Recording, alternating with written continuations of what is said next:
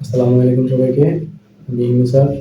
আমি আজকে যে ক্লাসটি করাবো সেটি হচ্ছে যে তৃতীয় শ্রেণী বিষয় গণিত। আজকের বিষয় স্থানীয় মান নির্ণয় করা।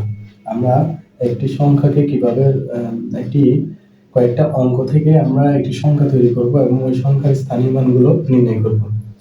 আমাদেরকে একটি সংখ্যার স্থানীয় মান নির্ণয় করতে হলে প্রথমে যে বিষয়টা জানতে হবে সেটি প্রথমে একটি সংখ্যা সিলেক্ট করতেছি। সবাই একটু প্রথম সংখ্যাটি আমি নিচ্ছি 80201। এই সংখ্যাটার স্থানীয় মান নির্ণয় করবো আমরা। প্রথমে স্থানীয় মান নির্ণয় করতে হলে প্রথমে আমরা এইভাবে দাগ দিব।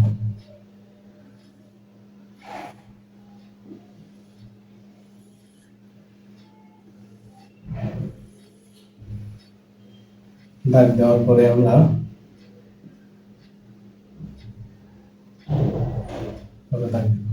দাগ দেওয়ার পরে আমরা এই সংখ্যাগুলোকে এখানে আনবো। 10208। এবার এক হচ্ছে কি একক,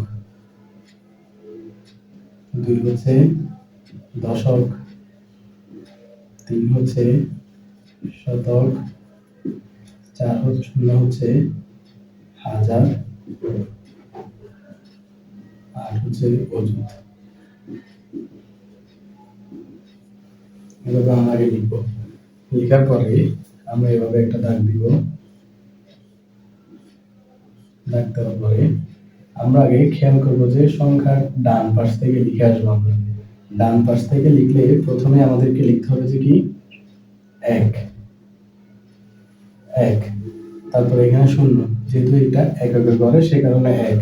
এখানে যেহেতু 0 সে কারণে আমরা এখানে 2টা 0 বসাবো এই দিক থেকে। তারপরে আমরা এখানে যেহেতু 2 হচ্ছে শতক সে কারণে আগে 2 লিখবো, তারপরে 2টা 0 বসাবো।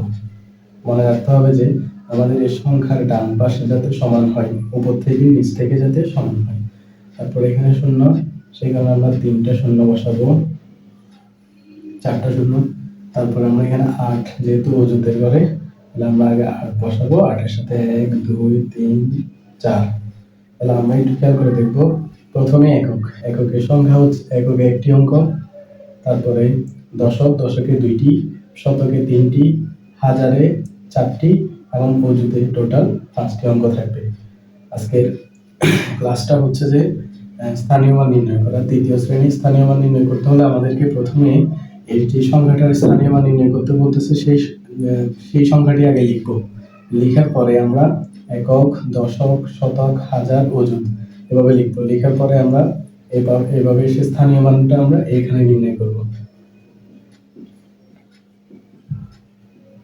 স্থানীয় মান এভাবে নির্ণয় করবো, তাহলে আমাদের স্থানীয় মানের একটা সংখ্যা আমরা পেয়ে যাবো। ধন্যবাদ সবাইকে।